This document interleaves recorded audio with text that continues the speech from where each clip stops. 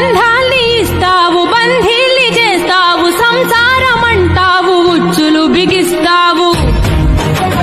తలరాత రాస్తావు, కర్మ ఫలం అంటావు, నిత్య పోరాటాల శిక్షలు విధిస్తావు.